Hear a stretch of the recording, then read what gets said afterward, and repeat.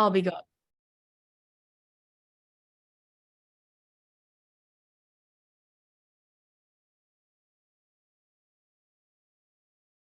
Hi, everyone. Welcome. We're going to wait about a minute for people to join.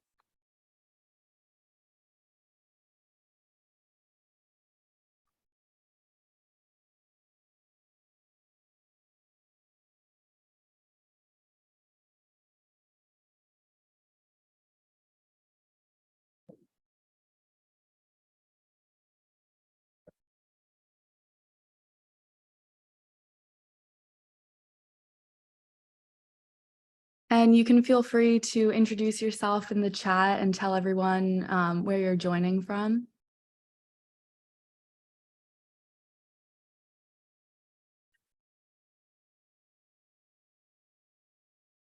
All right, so I think we're going to go ahead and get started. Thank you so much for joining. My name is Rachel Reese. I'm the Communications Associate for CFLeads, and we're really pleased today to be presenting this webinar with Welcoming America and Connecting Communities in the Americas. We have a wonderful program for you about advancing welcoming through community foundations with some really excellent speakers. And before we get started, just a few housekeeping items. Because this is a webinar format, you can hear and see us, but we can't hear or see you. And please feel free to post any questions you may have in the Q&A box below and any other comments in the chat box, and we'll save time at the end for a Q&A. And if you have any technical issues, please feel free to join us by phone using the number on the screen. And then you also have all of that information in your registration confirmation. And then lastly, this webinar is being recorded and we'll be posting it to the CFLeads website. And now it's my pleasure to introduce Rachel Parrish, the Executive Director of Welcoming America. Thank you so much, Rachel. And a huge thank you to CFLeads for hosting today's webinar with Welcoming America, as well as to CCA, as well as to the Mott Foundation for bringing us all together here. And to our panelists and to each of you for joining us for this conversation today. We know it's going to be a rich one. I am Rachel Parrish. I'm the Executive Director of Welcoming America. I'm joined today in the audience by my colleague Daniel Valdez, who has been leading this work with us. And if you're not familiar with Welcoming America, we are a nonprofit organization whose mission is to support communities in their leadership and work to build from the ground up a more welcoming society where all of us, including with migrant backgrounds, immigrants, and refugees, can thrive, can prosper, can belong in the places where we call home, no matter where we come from. And we do that work primarily through a network of members, about 300 members, local governments and community-based organizations and coalitions here in the United States, and a partnership of 6 networks like ours globally doing this work. We also have a tool called the Welcoming Standard, which is one of the tools that we use to support communities in exchanging best practices, learning from one another, and following a shared roadmap and shared agenda for the work of bringing down barriers so that everyone can participate civically, economically, socially in our communities.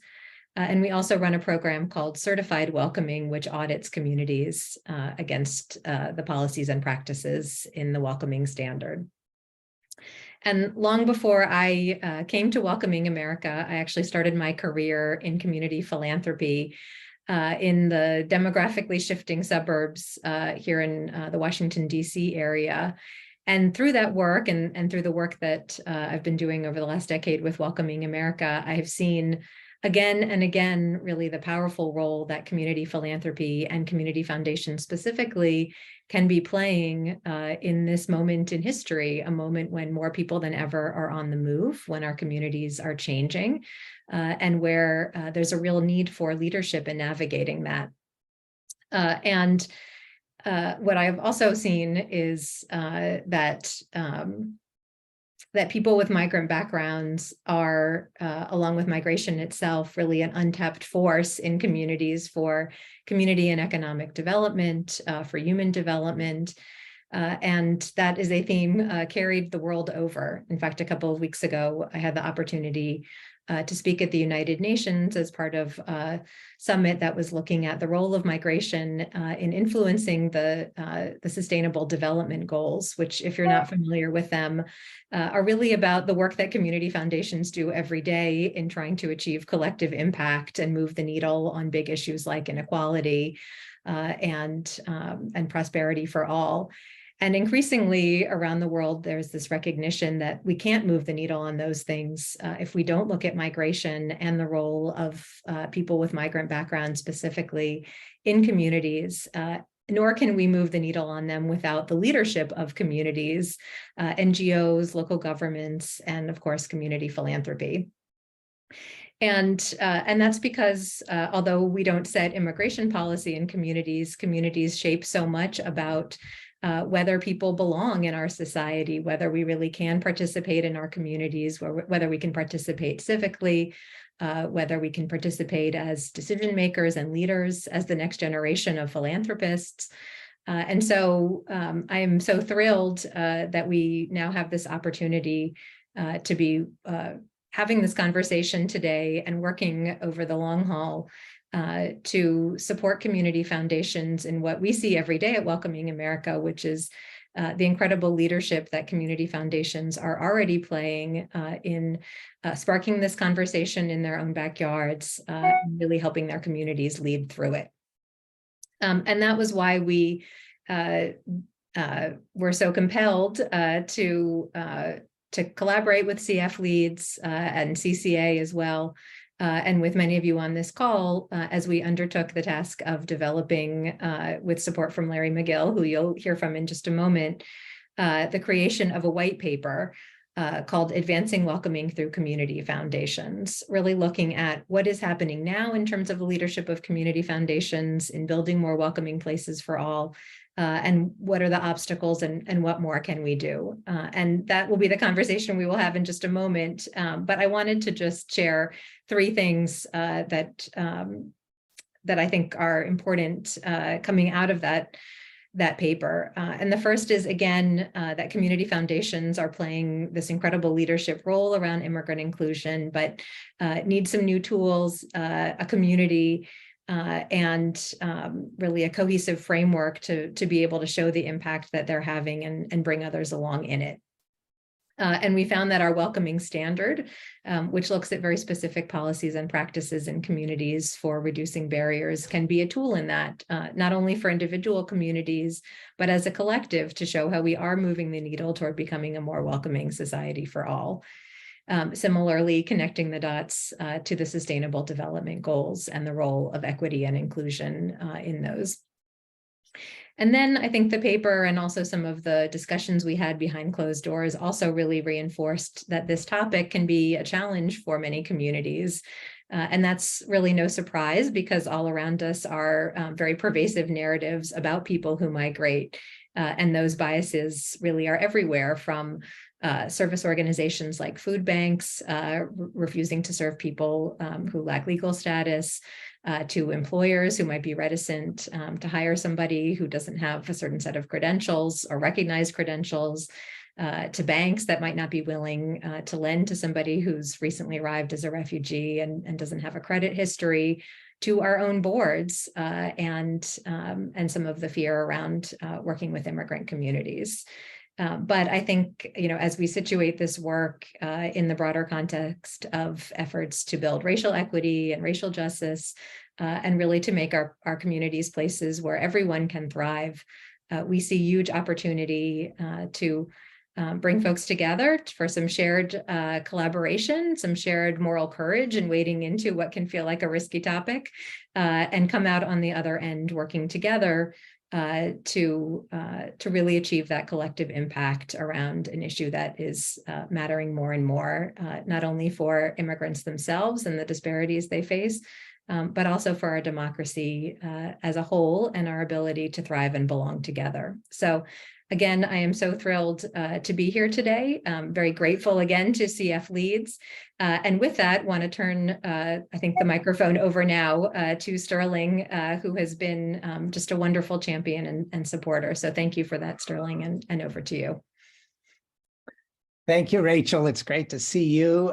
Let me add my welcome to all the participants today. And we're just excited, as Rachel said, to be partnering with Welcoming America, and very excited to see how many people are on this webinar today from the community foundation field and beyond. I'm Sterling Spearn. I'm interim CEO at CFLeads. I'm just a little sad, but mostly happy that my time here is coming to an end. And many of you saw the announcement that Mary Thomas, longtime champion of community leadership and well-known leader in the community foundation field, will be our new CEO starting next month. And I know that many of you on the webinar are familiar with CFLeads, but for those that aren't, let me just say a few words. We're a national network of community foundations, really promoting community leadership among community foundations. And we work with community foundations from around the country of all sizes, who want to come together and sort of support and strengthen their community leadership muscle and tackle the key issues of our time. To do this, we offer the pioneering Executive Leadership Institute for CEOs and now for VPs and also CFOs that come together in peer learning cohorts over a period of time to advance community leadership back in their community foundations. We also host numerous issue networks like the one today, Connecting Communities in the Americas, generously funded by the Mott Foundation and the Inter-American Foundation. We are currently hosting issue networks on economic mobility, on gun violence prevention, and racial equity. And then we also host and offer webinars like this one today, usually on topics of interest to the field itself.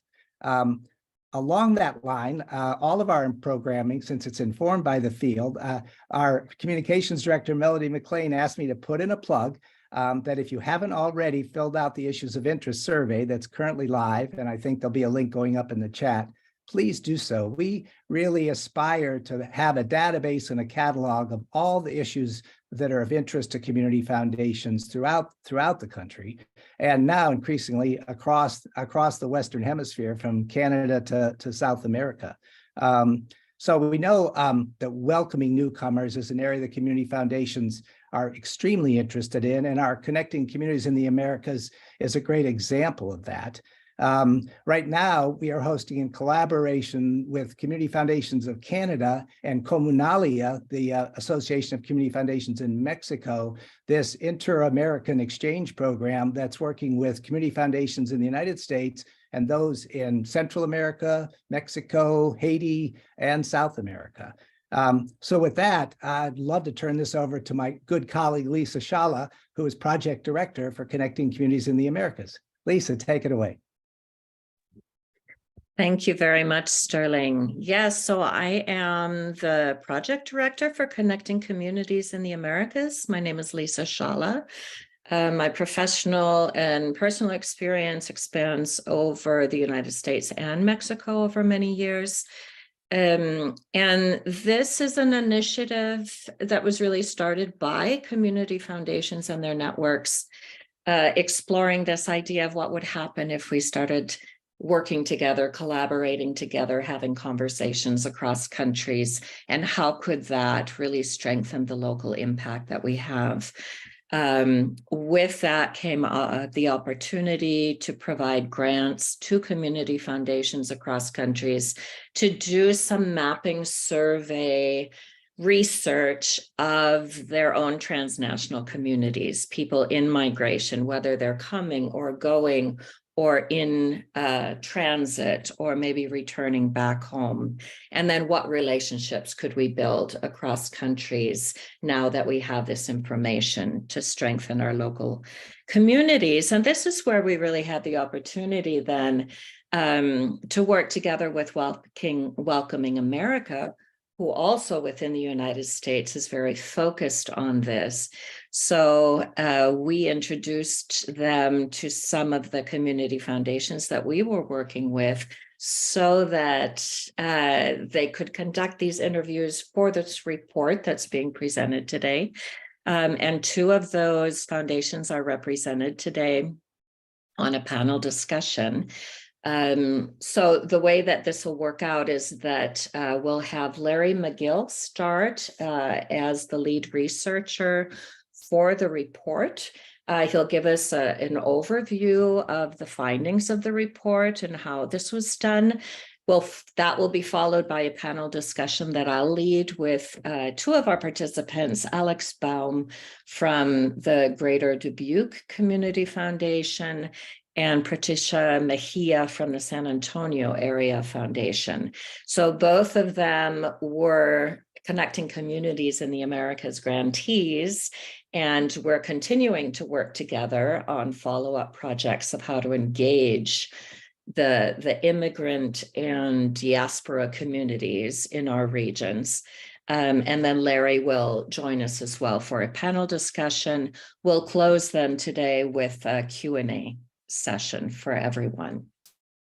So I'd like to hand it right over to Larry to give us a brief summary of what this study was about and some of the really very interesting findings that we had.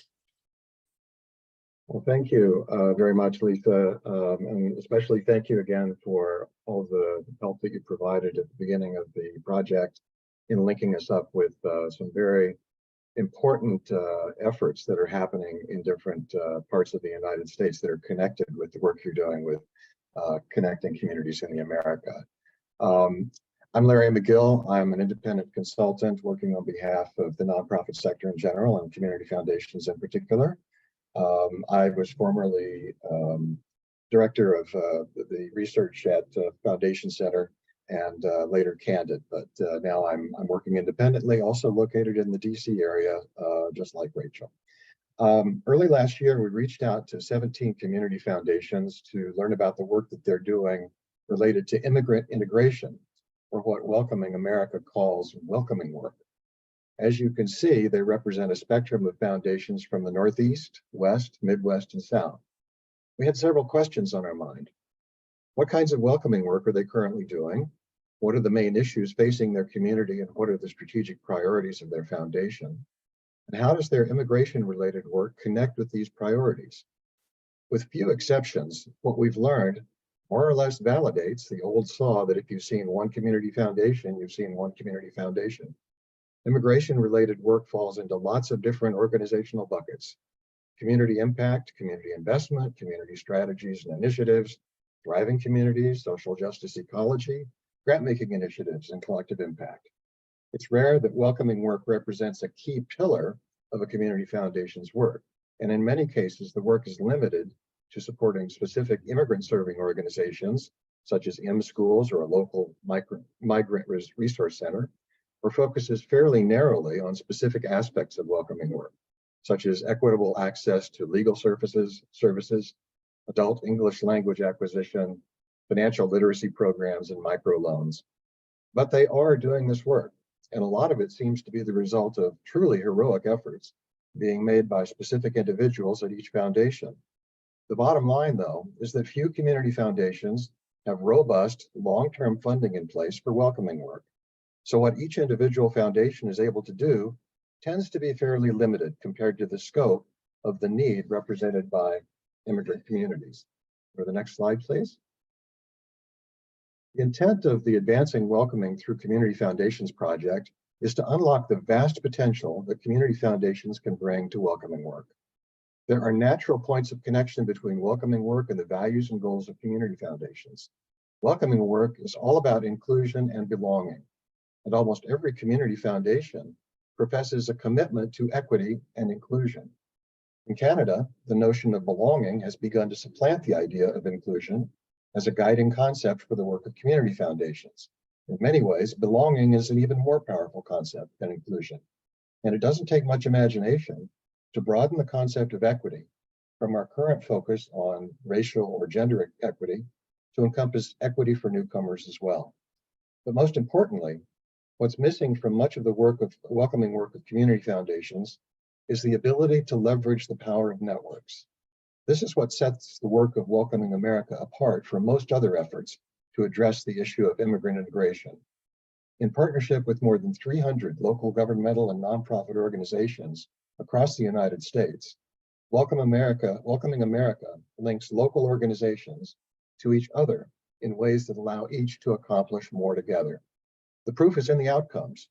To date, Welcoming America's work in local communities across the US has resulted in 18 cities and counties being formally designated as welcoming places, a designation that can only be obtained by implementing a rigorous set of policies, programs, and processes outlined in the strategic framework that Rachel mentioned, the Welcoming Standard. Next slide, please. As you can see, the Welcoming Standard, which was developed in collaboration with immigrant advocates, local governments, private sector leaders, and academics, has identified 7 interlocking areas of work that must be thoroughly addressed in order for a place to be designated as certified welcoming. Specifically, government and community leadership, equitable access, civic engagement, connected communities, education, economic development, and safe communities. And it's no small feat to meet the specific requirements of each aspect of the Welcoming Standard. In the government and community leadership pillar, for example, there are 27 requirements, one of which is that the local government must have 1 or more staff positions whose responsibilities include advancing immigrant inclusion.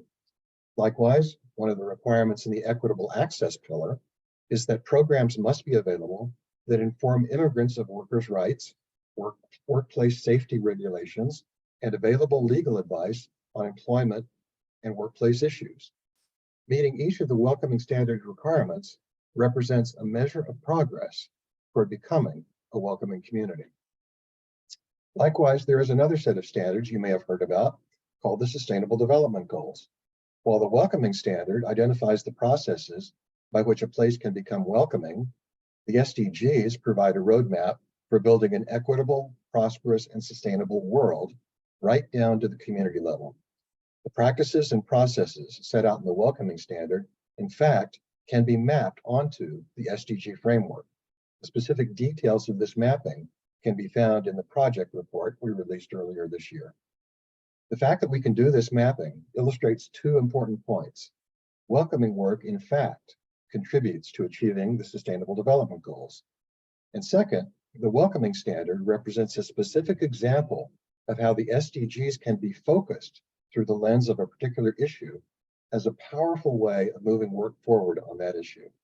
I'll close my remarks with the following thought. Welcoming begins as an attitude and an intention to invite newcomers into local communities, but it takes sustainable collective effort to ensure that such attitudes and intentions develop into policies, actions, and networks that make welcoming possible at the community level. Heroes are great, but heroism isn't sustainable. Networks are. Thanks. Back to you, Lisa. Thank you so much, Larry. This report really is very interesting for community foundations and gives us, another way of thinking about our work and who we are including in our communities and who might be left out, even if unintentionally. And so it's really important work. And I must say that Welcoming America and its ability to bring in these networks of municipal and civil society together, I've never seen it quite like that before. The Welcoming Interactive conference that they have was really an eye-opener for connecting communities in the Americas as well, of how that could look, especially in working with local governments. So we want to move right on ahead to the panel discussion and invite Alex and Patricia to join us, and Larry to join back in with us as well. So Patricia and Alex, you've both done mapping research projects with connecting communities in the Americas through grants from CFLeads. You've both worked with Welcoming America and had attended their conferences. Your really trying to figure out where your community foundation is and that role that it needs to be playing within your communities, for newcomers, for people in movement.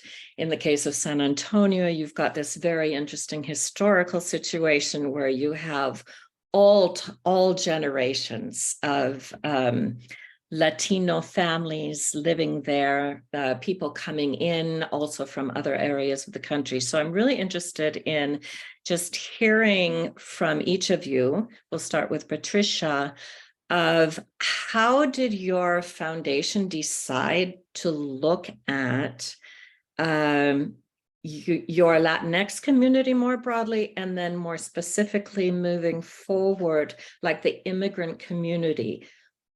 What does it see its role as? What do networks look like? Who are your partners on the ground for that? Well, thank you. I thank you, Lisa, for the question, and thank you for all those who are participating. And I also would be remiss if I didn't thank those who helped to make this happen. It was wonderful to read the work that Larry put together. I can't express enough how important that piece of work is. I often think that community foundations, we pride ourselves in knowing communities and understanding the needs of communities, but sometimes that means that we keep our heads down, focused only on our community, and don't necessarily pick our head up and see how that's connected to what's happening across the country, or in this case, across the world. And so a huge thank you to all those who were part of that research. Lisa, you asked a lot of questions, and I'm going to try real hard to answer them, but I want to start with the incredible history that San Antonio has. We are 65% Latino. And in that, we have a history of being Mexico not too long ago. If you're a historian, it was just yesterday. And so there's a really interesting reality when you come to San Antonio. You can immediately feel the culture, the language of multiple places. And so it is wonderful to be able to lead some of the work to connect and welcome communities. While that's true, we also recognize that power structures don't always align with demographics. And I say that with a very heavy heart. But traditionally, community foundations, as they were designed, were to benefit those who are generous with their dollars to be able to assist the greatest challenges. And oftentimes in San Antonio, that looked a certain way, right? It wasn't the most diverse set of donors. But I will say that we have the great fortune, and I encourage anybody who's working in a community foundation to really look at the diversity of your donors. A few years ago, migration has always been an issue, but when the children migration happened a few years ago, and there was a lot coming through San Antonio, we happened to be a compassionate city, so many children were being brought to San Antonio. We had both kind of a moral imperative to ask, who do we want to be? And the city of San Antonio really stood up and said, our stance of who we want to be is a compassionate city. And the reason I connect that with our donors is that it became obviously a political issue. Immigration is a political issue. And so we had to ask some very hard questions within the community foundation of where do we align? Luckily, we were able to say that city leadership was taking a great step forward, and we wanted to join with that city leadership in helping. And that includes both elected officials as well as government officials, those who are not elected. And did incredible things I will talk a little bit more about later. But one of the things I wanted to encourage about looking very closely at the diversity of your donors, when we had some very difficult conversations and deciding what stance we wanted to take, I was able to say one of our most generous donors was an immigrant himself. And I told the story of, I've done a lot of research on him in particular. His name is John L. Santikos. And I asked, I researched, what was his family fleeing from? And they were fleeing from a civil war, and they found refuge here. And he and his entire family became some of the greatest philanthropists the community has ever seen. And so I just think it's really interesting. It's a long answer to say, we just have to really be creative. And not walk away from the politics of it and recognize how that influences the discussion, but to think very clearly about when it comes to welcoming communities, there is really only one way that you can do it. And so every community has to strategize. And for us, we had to look who are our donor bases and who is our donor base. And we had to say that is reflective, and that is what they would have wanted. And that was helpful for us. But I look forward to more of the conversation. Thank you, Patricia. Alex, what can you tell us about the context of Greater Dubuque? Your work has been going on for a few years now with the newcomer populations generally, and you're in a more rural area than San Antonio is. So what can you tell us about that? Yeah, absolutely. Thank you so much, Lisa. And like Patricia, I want to say thank you to everyone for coming, and thank you to CFLeads, Welcoming America, and CCA, who have all provided us with support and technical assistance as we kind of began this journey. And it's so important to have this conversation right now, because I firmly believe that community foundations are almost ideally centered to be at the centerpiece of this conversation around immigration. So for those of you who don't know Dubuque, Iowa, we are a city of about 60,000 people centered right on the Mississippi River, at the point where Wisconsin, Illinois, and Iowa all meet together. And our foundation serves a 7-county region that is primarily rural in Northeast Iowa. And we began our process because Dubuque is full of passionate, caring people. We have over 400 nonprofit organizations for a city of 60,000, which is maybe a little bit too much. But while we are rich in resources and rich in caring people, we struggle with communication, and we struggle with being able to strategize and work collectively in order to solve problems on a systemic level. And so it was about 3 years ago that our CEO, Nancy, began the process of an immigration community assessment, where we said, look, if we want to work collectively on these issues, if we want to come together, we need to understand the landscape. We need to understand where our assets lie and what some of the barriers may be. And we need to find some models that we can look at implementing within our region. This program really got underway, and we were looking to do focus groups and conversations starting in March of 2020, which didn't work ideally, but I think really was a remarkable point for us, because the connections that we had built as a community foundation and the work that we did became much more important for the response that our community could have to the COVID pandemic. It didn't make sense to utilize the information we were gathering and the relationships we were building for a report that was going to come down the pipeline several months from now. People were dying. People were in trouble. And so we became very actively involved in the on-the-ground, hands dirty work that was taking place. And that became so important because, like I said, communication and coordination isn't always the strong part of our community. Let me give an example of that. When I first began, so we have a growing Mayan Guatemalan population within Dubuque. This is a community, many of whom come to Dubuque as unaccompanied minors, not speaking English, not even speaking Spanish, but speaking indigenous dialects like Ixil and Quiche and Canjibal, languages we are not prepared to assist with in our community. And there are a lot of organizations doing incredible work with this community, but we found early on in our community assessment, they weren't talking to each other. Until we called people together around a table, many of them had not had a conversation about this population they were both serving and both struggling with. Fast forward to 12 months later from that first meeting, and those connections that we were building led to actual on-the-ground changes in programming.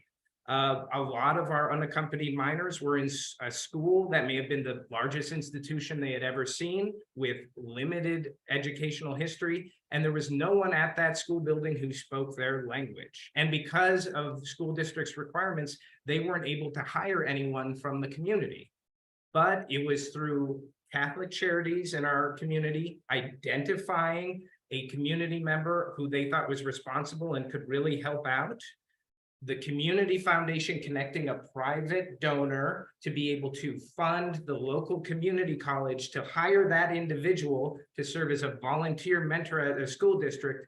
All of a sudden, we had a navigator, an educator, somebody in the schools being able to work with these unaccompanied minors. And it made a world of difference, having somebody there, not only speaking the language, but able to culturally and personally engage with these students who otherwise were adrift. And that's what I mean about community foundations being so perfectly centered, is we have connections with donors, we have connections with those service organizations and nonprofits, we have connections with government entities, and we have connections with those incredible leaders within the communities. And being able to play that role and have knowledge about it, it makes a difference. Thank you, Alex. And that brings us back to Larry's point on this networking, right? That seems to be so essential. And like you say, that community foundations are really in a great place to foster. I also hear you talking about local nonprofits, in this case, not as community foundation grantees, but really as partners and experts in this area of belonging. And so I'd love to hear more from you, Patricia, as well. Like, how do you see the potential for this network happening? And what can CFLeads and Welcoming America do? Like, what role could we play to support your work in building networks to make San Antonio a more welcoming, compassionate city? Yeah, to pick off a little bit about what you said before I answer the question about the role of the nonprofits, the truth is we can choose to do this work or not. And we being nonprofits, but there's always going to be incredible community leaders who are going to step up and do this, whether or not they have our support. And I am deeply grateful for those very heroic individuals, as Larry described. And so for us locally, we just simply had to listen. And that sounds like such a cliche thing, but we really just had to stand in line with the experts and ask, how can we support what you're doing? They have been doing this for years, generations. One could argue even longer, whether they're coming from a faith perspective, they're coming from an economic perspective, that they recognize the power of this immigrant community to really build their local region. There are so many nonprofits who are supporting. When I think about what CFLeads or Welcoming America can do is exactly what you're already doing. I wasn't, trying to just be nice when I said that the critical part of this report, as I read it, was thinking about, sometimes as we're so connected into our work, we don't always have the academic language, or we don't have the synthesis of what is happening. But when somebody sits back like Larry and listens to us, then he can concisely say it. And what that allows me to do in this particular position is come back to those who are questioning, whether it be board members or whether it be government officials, and to say, look, this is what's happening across the country and across the world. Do we want to align? So I can't overstate how important this research is to really very simply talk about what the things that we're doing that are great in welcoming, but how far we have to go.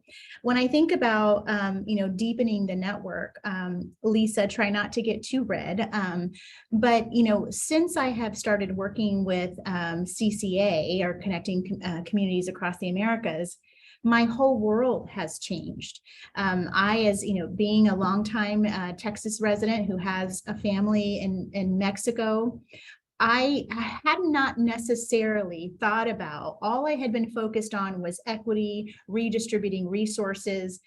The connection with CCA has allowed me to go deeper and to think about what can I do to connect with community foundations across the Americas that would allow us to really better understand the communities. Not that we hadn't been doing that, because we had, but it hadn't been with the same level of intention until we had the ability to do our mapping project.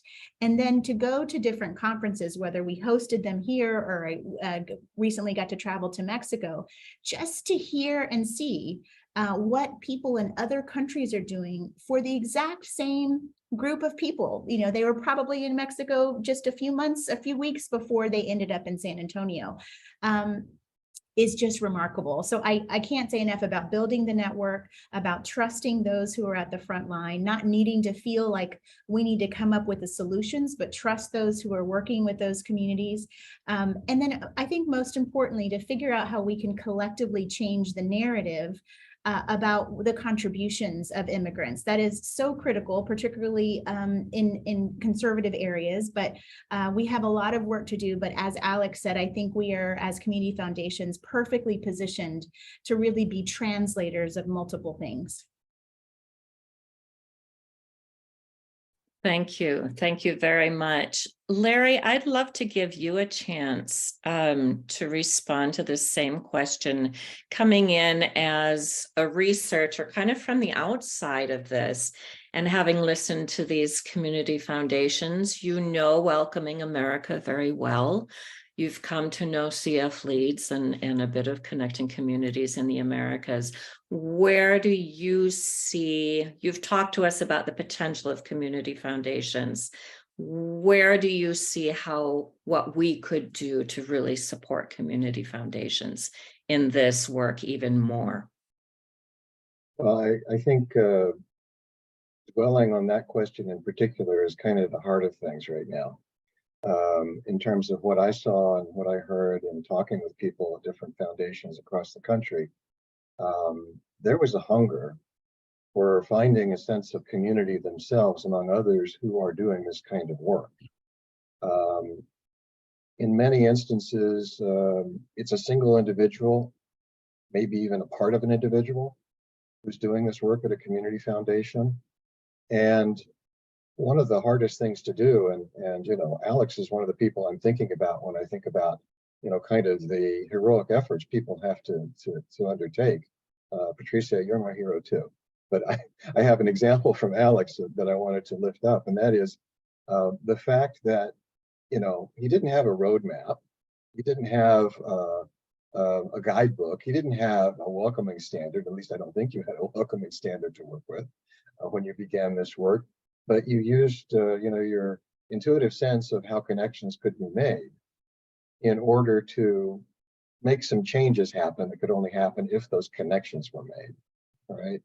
And what I find, you know, especially promising is that Welcoming America and CFLeads are institutions who have done a lot of thinking about what is it that, you know, is required to make a welcoming community, and B, what is the role of a community foundation in terms of community leadership? And I really see both of those things that are brought, you know, from the two organizations as, you know, essentially dovetailing and providing a roadmap for actually doing this kind of work in a sustainable way.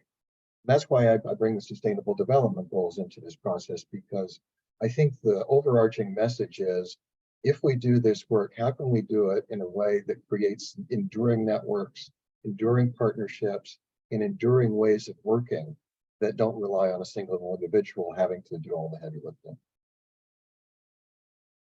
I agree, absolutely. This idea of really institutionalizing welcoming, like, if I left, would this continue? I think we often ask ourselves that, working in the community foundation world. We may have particular passions for certain projects or for certain groups of people, but it's not around that heroic passion, as you name it. It's really about, how do we get this into systems that are more equitable across the community, not with our traditional community that we've always listened to, but how do we bring others into that and relate it to the racial equity question and inclusion? I mean, it needs to be bigger, and the community foundations across the Americas are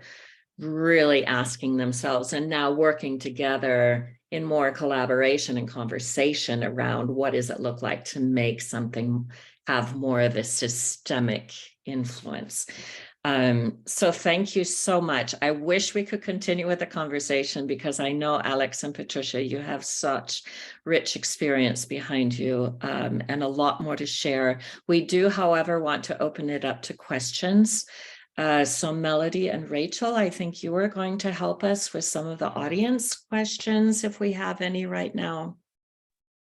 For the panelists, has there been anything that's come up that somebody would like to ask the panelists? Nothing yet, Lisa, but if you do have any questions, please feel free to put them in the Q&A box and we can pose them to the panelists. Okay. And in the meantime, Patricia or Alex, how about if you address this question about how to work with your board of directors and kind of nudge them if they're not already going in this direction?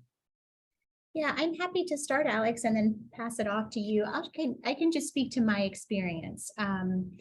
For me, it was a very difficult, probably one of the most challenging days of my career. And I've been in social justice work for about 25 years. To really ask ourselves the hard questions when some particular folks were saying things like, you know, what will happen if we take this stance? And with almost tears in my eyes, I had to say, what if we don't? And I think those very difficult conversations is a strategy. It is, we can't avoid them. You know, I am very proud that after much conversation, we were able to come to a side that did land us, that would be described now as welcoming.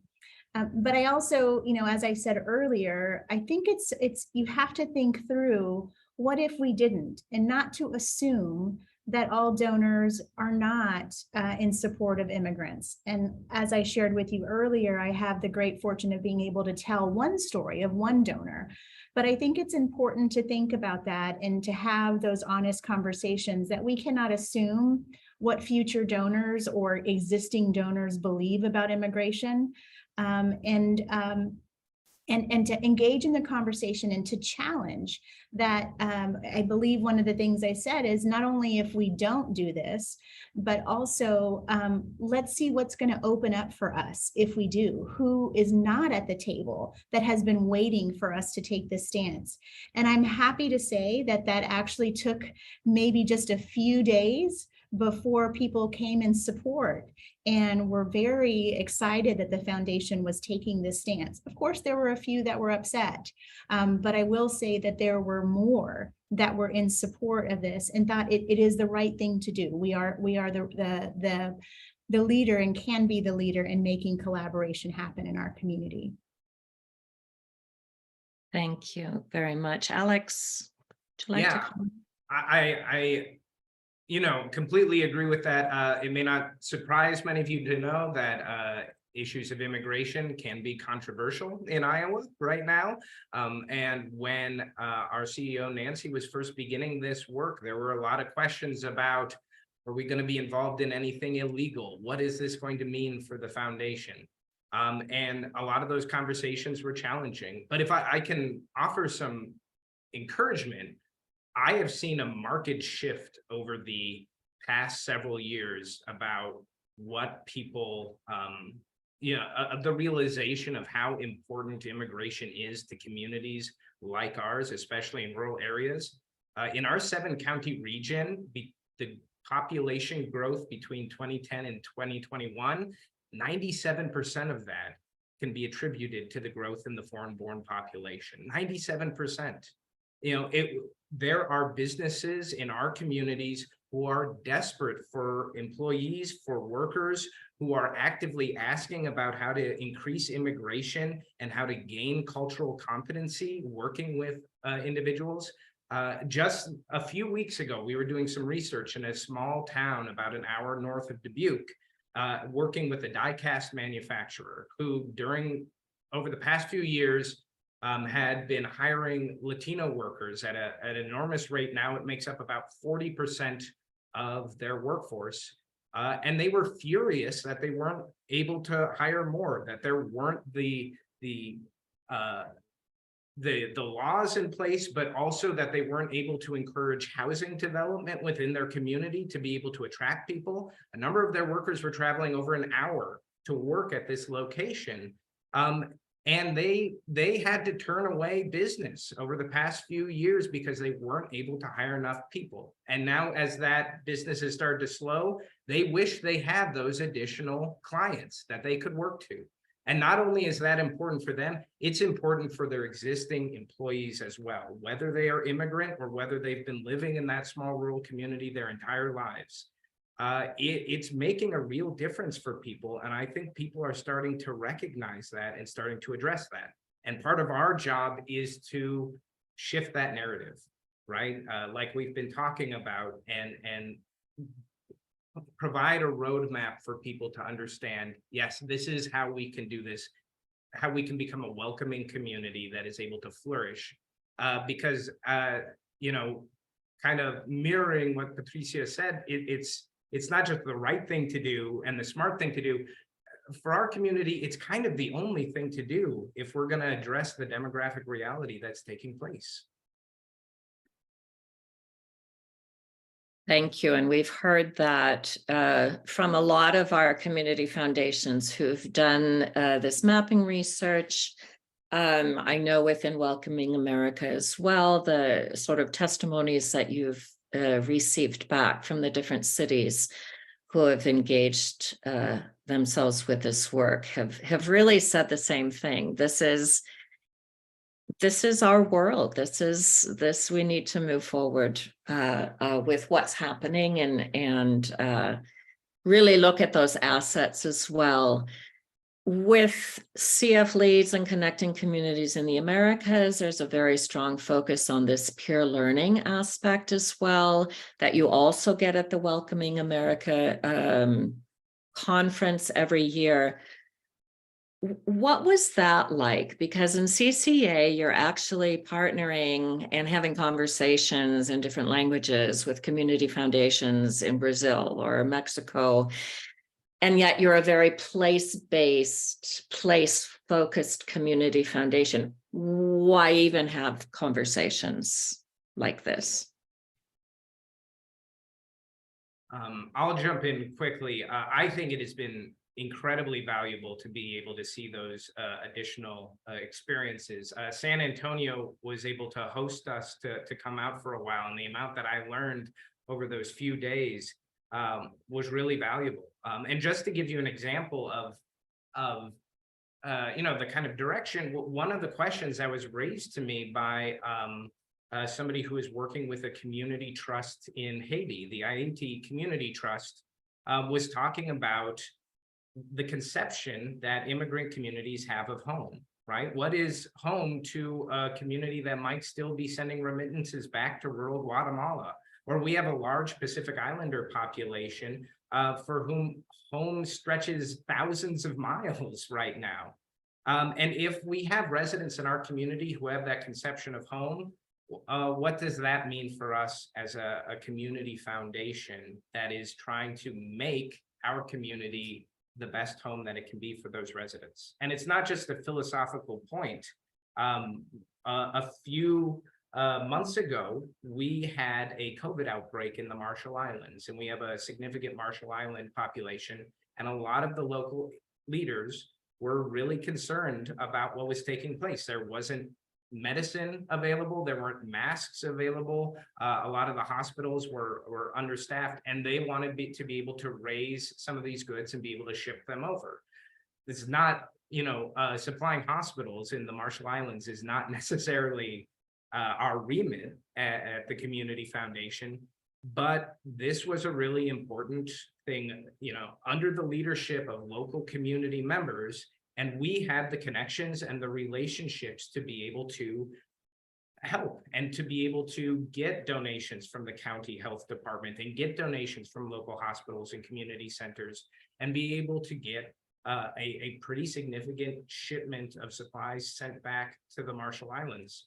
And our community members appreciated it and they recognized it, and it meant a lot to them. And I think it has only built our relationship with those community members. And that wasn't done through grant work necessarily.